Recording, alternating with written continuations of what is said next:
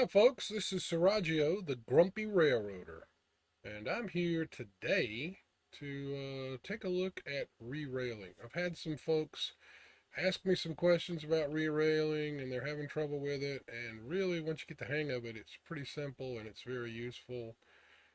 So I was going to show you kind of what it's all about, and hopefully this will be a fairly short video. What I've got is my train, my stake flat cars, and I had a little derail problem, and a couple of flat cars accidentally got deleted, and I had a couple more flat cars that I had a typo when I was putting my numbers in. You can see we got the Caney Creek Railroad, and this is a Tier 2 flat car, so it's F203. So anyway, I originally had this train all set up nice and neat, the way I wanted it. What I like to do is set pairs of cars and have the brakes on opposite ends. So, see, this is the last car, 212. It's going to be a 12 car train.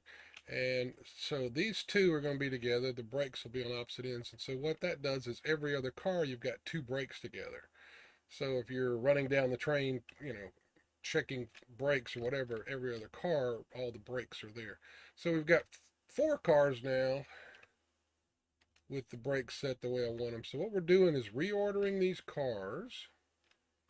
There's 208, but see, the brake is not where we want it. So here's the first little trick. You just obviously go to the re-railer tool, excuse me, pick up the car like so. Now, the brake is still on the wrong end of the car from what I'm trying to achieve. All right. Now, theoretically, you click on the car. Usually it works if you click. There we go. It works better when the little crosshair's up, and if you'll notice a second ago, the crosshair wasn't up. The other thing you need to be aware of when you're re-railing cars, if they're loaded, don't worry about doing anything except getting them back on the track. When you click, see how that's giving me the freight business? Well, if that was loaded and I pulled down right there, bam, the car just unloads. So if you're trying to re-rail a loaded train, be really careful, and you can get it re-railed without unloading it, which obviously is preferable. So here we are. We're going to re-rail this card. Now, if you had a problem and you had to re-rail it, all right. If you just click on it one time, don't hold the button. Move to another spot, and then if the car is loaded, just right-click and drop it. Don't don't try to flip it in from in or do anything else because you risk unloading it if you do that. Anyway, let's see if we can get this thing to flip.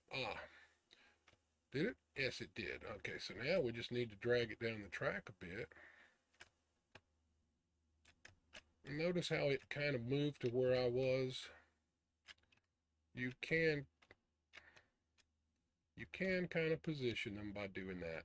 Okay, so is the brake still where I want it? I want the brake on that end. Yes. Okay, so now I've got these brakes paired together. Now I'm going to put my link in. It doesn't matter how you do it, but what you want to do is, if to try to keep yourself from going crazy, standardize which end of the car you put the link on.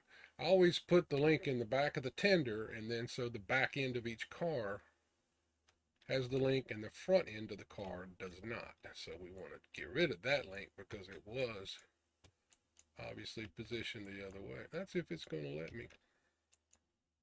All right. So now, so far, we've got the train sequenced like we want it. So you can just keep on doing that. Now, there's a car over here. You can drag cars a long ways by doing this, theoretically. So this is car 7. We just put 8 on there. So let's get hold of car 7.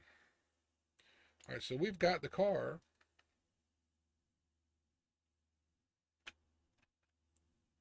If she'll pick up, let's see. It's not wanting to pick up. It's not real, something's funky about picking up cars over here. It'll bring them to this track, but it's hard to re-rail over there. Let's see if it'll bring it.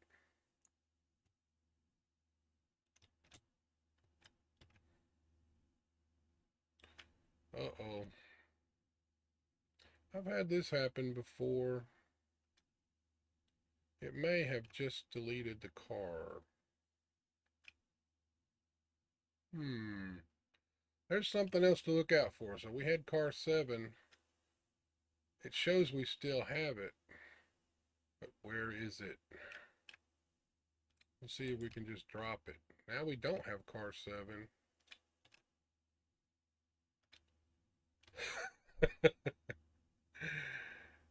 Okay, so that was really good. So the game has deleted that car. Now, I had pulled another car from over here, didn't have a problem, but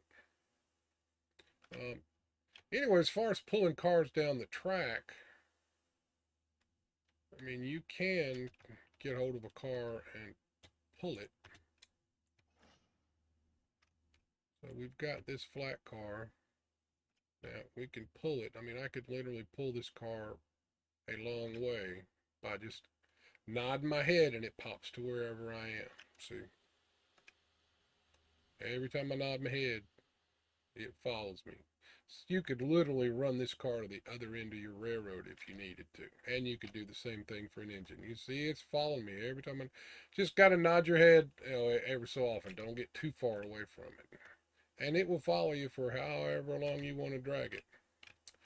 Anyway, that sort of lays out all the. I showed you how to flip a car and I showed you how to drag a car. I mean, you can go for a long ways. Yep, see, it's just going to keep popping in. And whenever you need it to pop in, nod your head. All right, so there you go, guys. That's our quick little tutorial on re-railing, and I really wish I hadn't just deleted a car, but I will go back and buy it again, I guess, or revert here. But anyway, thank you so much for watching, and we'll catch you next time. This is the Grumpy Old Railroader.